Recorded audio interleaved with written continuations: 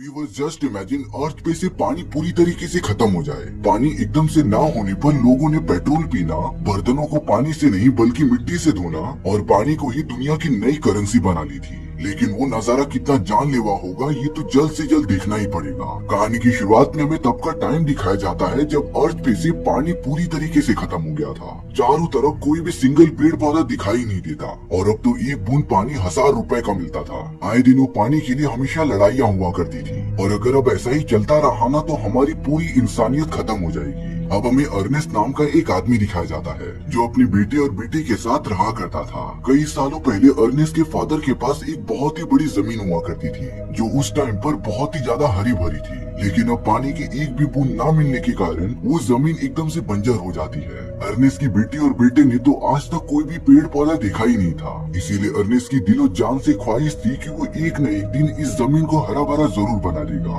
Ernest के पास एक donkey भी होता है जिसकी मदद से वो व्यापारियों को सामान सप्लाई किया करता था। और अब अर्नेस्ट अपने बेटे माइक के साथ उस जगह पर जाता रहता है जहाँ पर गवर्नमेंट की एम्प्लॉइज जमीन में खुदाई करके पानी बाहर निकाल रहे थे। अर्नेस्ट उन एम्प्लॉइज को अलग अलग सामान के बदले उसकी जमीन की सिंचाई के लिए पानी मांग रहा था। लेकिन वो सारे वर्कर साफ साफ अर्नेस्ट को मना कर देते हैं क्योंकि अर्नेस्ट की जमीन की सिंचाई के लिए बहुत ही ज्यादा पानी लगेगा और कोई भी इतना पानी खेत में डालने के लिए वेस्ट नहीं करेगा। इसीलिए अब अर्नेस्ट और माइक को निराश होकर वहाँ से जाना पड़ता है। लेकिन अब रास्ते में अर्नेस्ट के डोंकी का पैर टूट गया था जिससे कि वो अब आगे नहीं चल सकता था। इसीलिए अब मजबूरन अर्नेस्ट को अपने डोंकी को जान से मारना पड़ता है। इसके बाद अर्नेस्ट और माइक अपने घर पर आ गए थे जहाँ पर माइक की बहन जिसका मियाँ था वो बर्तन धो रही थी क्योंकि पानी की एक बूंद तक न होने के कारण उन्हें बर्तन धोने के लिए मिट्टी का यूज करना पड़ता था। और अब माइक और अर्नेस्ट एकदम से परेशान हो गए थे क्योंकि उन्हें अपना सामान ट्रांसपोर्ट करने के लिए किसी न किसी एनिमल की जरूरत पड़ेगी। इसीलिए अब अगले दिन अर्नेस्ट माइक को लेकर एक एग्जीबिशन में आ जाता है जहाँ पर एक रोबोटिक एनिमल की बोली लगने वाली थी।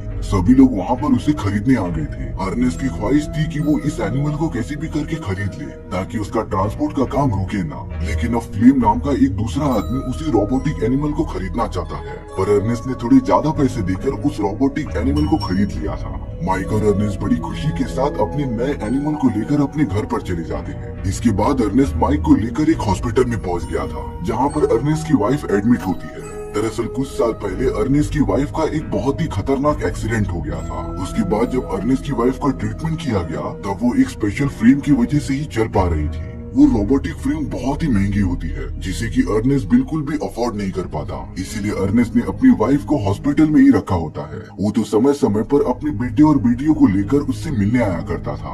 और अब अपनी वाइफ से मिलने के बाद माइक और अर्नेस्ट वहाँ से चले गए थे। रास्ते में अर्नेस्ट को रॉबिन नाम का उसका एक दोस्त मिलता है और वो बहुत ही ज्यादा बुरी कंडीशन में था। उसके पास तो अपने बच्चे को पालने के लिए जरा भी पैसे नहीं होते। इसीलिए रॉबी अपने दोनों बच्चों को किसी न किसी को बेचना चाहता था। अर्नेस्ट रॉबी को संभालता है और उसे हौसला देता है। अर्नेस्ट ने तो रॉबी के बच्चों को पीने के लिए पानी भी दिया था। रॉबी अर्नेस्ट को बहुत पहले से जानता था। इसीलिए जब अर्नेस्ट ने उसकी मदद की तब रॉबी अर्नेस्ट को बताता है कि उसकी बेटी मिया का किसी के साथ चक्कर चल रहा है। अर्नेस्ट एकदम शॉक हो गया था क्योंकि मिया ने इस बारे में कभी बताया ही नहीं था। अर्नेस्ट जब घर पर आकर अपनी बेटी मिया से ये सारी बातें पूछता है तब मिया ने तो एकदम डायरेक्टली कह दिया था कि वो अपनी लाइफ खुद जीना चाहती है और वो जिससे प्यार करेगी उससे ही शादी करेगी। अर्नेस्ट को अपनी बेटी का ये बिहेवियर बहुत ही बेकार लगता है। इसीलिए उसने मिया को एक कमरे में बंद कर दिया था। अब अगले दिन अर्नेस्ट और माइक को ये बात पता चलती है कि उनका रोबोटिक एनिमल किसी ने चुरा लिया है। अर्नेस्ट को सबसे पहला शक फ्लेम पर जाता है क्योंकि वो भी इस रोबोटिक एनिमल को बहुत टाइम से लेने की कोशिश कर रहा था। इसीलिए अब अर्नेस्ट बिना टाइम वेस्ट किए फ्लेम को ढूंढने निकल पड़ता है।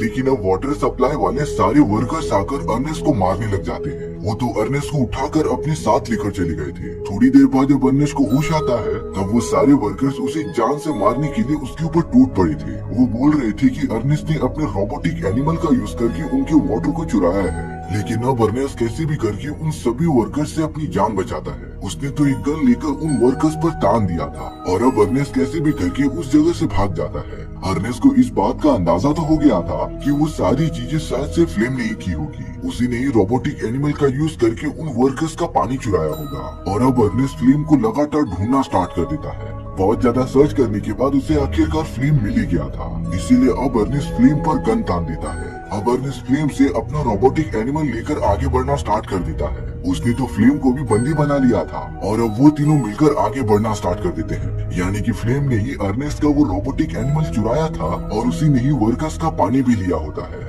दरअसल फ्लेम इन सभी पानी को बॉर्डर के पार लेकर जाना चाहता था ताकि वो इन्हें बहुत ही महंगे दामों में बेच सके। लेकिन अब अर्नेस्ट अपनी बेगुनाही साबित करने के लिए फ्लेम को वापस उन्हीं वर्कर्स के पास लेकर जाना चाहता था। वो दोनों एकदम कड़ी धूप में आगे बढ़ते ही जाते हैं। अब अर्नेस्ट बहुत ही ज्यादा थक गया था। उसका गला तो पानी के बिना सूखता ही जा रहा था। तभी फ्लेम अर्नेस्ट से कहता है कि वो रोबोटिक एनिमल में रखा हुआ पानी पी सकता है। बहुत ज्यादा सोचने के बाद अर्नेस्ट इस पानी को पीने के लिए रेडी हो गया था। अर्नेस्ट आराम से बैठकर वहाँ पानी पीता रहता है, लेकिन पानी पीने के बाद भी उसकी पूरी बॉडी बहुत ही ज्यादा कमजोर हो गई थी। अर्नेस्ट तो ठीक से खड़ा भी नहीं हो पा रहा था। अब फ्लेम को ये बात पता चल गई थी, इसीलिए अब मौका देखकर फ्लेम ने एक पत्थर की मदद से अर्नेस्ट के सर के ऊपर मार दिया था, जिससे कि अर्नेस्ट वहीं तड़प तड़प कर मर जाता है। फ्लेम पता नहीं क्यों अर्नेस्ट के पास आकर उसके ऊपर पानी डालने लगता है। दरअसल वो अर्नेस्ट की बॉडी इस तरीके से रख रहा था जिसे देखने से ये साफ साफ पता चले कि उस रोबोटिक एनिमल ने ही अर्नेस्ट की जान ली है। और अब फ्लेम अर्नेस्ट को वहीं पर छोड़कर चला गया था। वो तो डायरेक्टली मिया के घर के सामने आकर उसे बुलाने लगता है। तब जाकर ये रिवील हुआ कि मिया जिस लड़के से प्यार करती थी वो और कोई नहीं बल्कि फ्लेम था। और वो दोनों बहुत टाइम बाद एक साथ मिलते हैं। अर्नेस्ट जब पूरी दिन घर पर नहीं आया तब माइक अपने फादर को ढूंढने निकल पड़ा था। माइक पूरी जगह पर उन्हें लगातार ढूंढता ही रहता है और अब माइक को वही सारे पानी के बॉटल्स मिल गए थे जिन्हें फ्लेम्स ने चुराया था। कुछ ही दूरी पर माइक को अपने फादर मरे पड़े मिलते हैं। माइक इस बात से बहुत ही ज्यादा दुखी हो गया था और अब सभी को देखकर ऐसा ही लग रहा था कि अर्नेस्ट की मौत और किसी ने नहीं बल्कि उस रोबोटिक एनिमल ने की थी, क्योंकि फ्लेम ने इसी तरीके से सारी चीजें सेट की होती है। और अब सभी को ये लगने लगा था कि अर्नेस्ट की मौत एक एक्सीडेंट था। इस खबर से माइक, मिया और उसकी मॉम बहुत ही ज्यादा दुखी हो गई थी। वो सब तो साथ होने पर भी बहुत ही अकेला फील कर रहे थे। लेकिन अब यहाँ फ्लेम कैसे भी करके मिया से शादी करना चाहता था और अब वो मिया के घर पर आकर पता नहीं क्यों उस रोबोटिक एनिमल को मार मार कर तोड़ने लगता है। अब फ्लेम माइक के साथ बैठकर थोड़ी सी बातें कर रहा था। दरअसल फ्लेम कैसे भी करके माइक को अपनी तरफ करना चाहता है ताकि वो उसकी बहन मिया से शादी कर सके। इसीलिए अब फ्लेम माइक और उसके परिवार के प्रति सिंपैथी दिखाने लगता है। माइक भी धीरे धीरे फ्लेम की बातें मानने लगा था और उसे फ्लेम अपनी बहन मिया के लिए ठीक भी लगता है। माइक भी धीरे धीरे उन दोनों की शादी के लिए कन्विंस हो गया था। फ्लेम ने यहाँ तक ये कह दिया था कि वो माइक के फादर की जमीन पर खेती करेगा और उसे हरा भरा बनाएगा। इसीलिए फ्लेम रात होने पर तुरंत उन वर्कर्स के पास चला गया था जो लगातार जमीन के अंदर से पानी निकालते ही जा रहे थे। फ्लेम उन वर्कर्स के सामने एक डील रखता है। अगर वो वर्कर्स फ्लेम को खेती करने के लिए पानी देंगे तब फसल अच्छी उगने के बाद फ्लेम उन्हें बेचकर वर्कर्स को डबल पैसे दे देगा।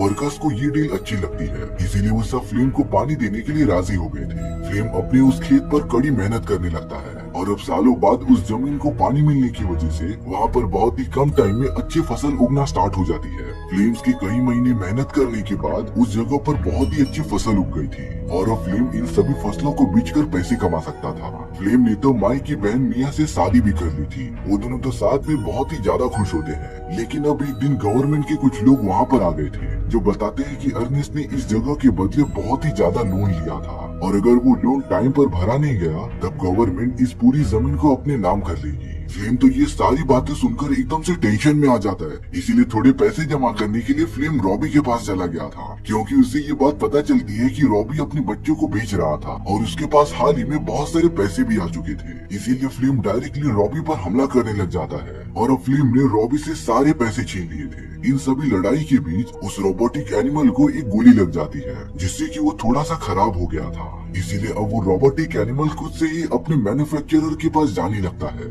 यहाँ फ्लेम तो मिया के साथ अच्छी लाइफ गुजारने लगा था। फ्लेम ने गवर्नमेंट को लोन लिए गए सारे पैसे लौटा दिए थे। माइक को तो फ्लेम की इन सारी चीजों पर थोड़ा सा शक हो रहा था। यहाँ माइक को लग रहा था कि फ्लेम ने उनके रोबोटिक एनिमल को बेच दिया है और इनसे ही फ्लेम्स को बहुत सारे पैसे मिले हैं। पर यहाँ दूसरी तरफ वो रोबोटिक एनिमल अपने मैन्युफैक्चरर के पास पहुँच गया था। मैन्युफैक्चरर ये पता करता रहता है कि ये रोबोट है किसका और अब उस मैन्युफैक्चरर ने अर्नेस्ट का नाम अनाउंस करना स्टार्ट कर दिया था, जिससे कि माइक को पता चल जाता है कि फ्लेम ने वो रोबोटिक एनिमल बेचा ही नहीं था। और अब माइक पूरी तरीके से श्योर हो गया था कि फ्लेम उससे जरूर कुछ न कुछ छुपा रहा है। इसीलिए अब माइक ने फ्लेम्स की सारी चीजों पर नजर रखना स्टार्ट कर दिया था। जब माइक अपने रोबोट को लेने के लिए मैन्युफैक्चरर के पास पहुंच गया था, तब वो मैन्युफैक्चरर रोबोट को थोड़ा सा ठीक करके माइक को उसके फीचर्स के बारे में बताता है। उस रोबोटिक एनिमल के अंदर पहले से ही कैमरा फिट था, और जब माइक ने रोबोटिक एनिमल के अंदर का फुटेज चेक किया, तब माइक को उसमें लिटरली सारी चीजें दिखाई दे रही थी कि कैसे फ्लेम ने उसके फादर को जान से मार दिया था। और अब माइक को सारी चीजें एकदम साफ साफ पता चल गई थी, पर वो फ्लेम को जाकर कुछ ज्यादा बोलता नहीं। सिर्फ माइक फ्लेम से इतना पूछ रहा था कि उसे ये सारे पैसे मिले कहाँ से, पर फ्लेम माइक को इसका कुछ भी जवाब नहीं देता। और अब माइक फ्लेम से कह रहा था कि उसे रॉबी याद कर रहा है, लेकिन फ्लेम टोटली रॉबी को इग्नोर कर रहा था। अब अगले दिन फ्लेम को रॉबी का एक लेटर मिलता है, जिसके अंदर लिखा था कि वो उसे एक सीक्रेट बात बताना चाहता है। इसीलिए रॉबी फ्लेम को पास ही वाले इलाके में बुला रहा था। अगले दिन फ्लेम बिना किसी को बताए उस इलाके में चला जाता है। थोड़ी देर तक आगे चलने के बाद फ्लेम गलती से एक गड्ढे में गिर गया था, और तेजी से गिरने की वजह से फ्लेम्स के दोनों ही पैर टूट जाते हैं। फ्लेम को वहाँ पर बहुत ज्यादा चोट आई थी, पर तभी उस गड्ढे के ऊपर माइक आ जाता है, जो फ्लेम को बता रहा था कि उसे सारी बातें पता चल गई है कि कैसे फ्लेम ने अर्नेस्ट को बहुत ही बुरी तरीके से मारा, और वो तो उसकी बहन मिया को यहाँ से भगाकर लेकर जाना चाहता था। माइक के अंदर तो इन सारी चीजों की वजह से बहुत ही ज्यादा गुस्सा भर गया था। इसीलिए अब वो एक पत्थर फ्लेम के ऊपर मार देता है, जिससे कि सर पर चोट लगने की वजह से फ्लेम मर गया था। माइक ने भी फ्लेम को उसी तरीके से मारा जिस तरीके से माइक ने उसके फादर को मारा था, और अब माइक का हिसाब पूरा बराबर हो गया था। लेकिन माइक फ्लेम के बारे में अपनी बहन मिया को कुछ भी नहीं बताता। मिया तो कुछ ही महीनों में फ्लेम्स के बच्चे की माँ बनने वाली थी, पर अब मिया दिन रात फ्लेम का वेट करने लग जाती है। माइक को तो पता था कि वो कभी लौटेगा ही नहीं, पर उसने मिया को इन सारी चीजों के बारे में कुछ भी बताया ही नहीं। और अब इन सारी चीजों को कई साल बीत जाते हैं। माइक और मिया ने तो अपनी मॉम को हॉस्पिटल से डिस्चार्ज करा दिया था। उन दोनों ने तो मिलकर अपनी मॉम के लिए वो महंगा डिवाइस खरीद लिया होता है। उनके फसलों का व्यापार चालू करके माइक और मिया ने बहुत सारे पैसे कमा लिए थे, और अब वो दोनों अपनी मॉम के साथ खुशी खुशी अपनी लाइफ एंजॉय करने लग जाते हैं। इसी के साथ हमारी ये कहानी यहीं पर खत्म भी हो गई थी। सो व्यूअर्स, आपको ये स्टोरी से क्या सीखने मिला कमेंट सेक्शन में बताना भूलना मत। और अगर आपको मेरा एक्सप्लेनेशन 1% भी अच्छा लगा होगा ना, तो वीडियो को लाइक एंड चैनल को सब्सक्राइब जरूर कर देना, क्योंकि सच में इससे मुझे बहुत ज्यादा मोटिवेशन मिलेगा आपके लिए इसी तरीके की मजेदार स्टोरीज ढूंढ कर लाने के लिए। तो मिलते हैं नेक्स्ट वीडियो में। सी या।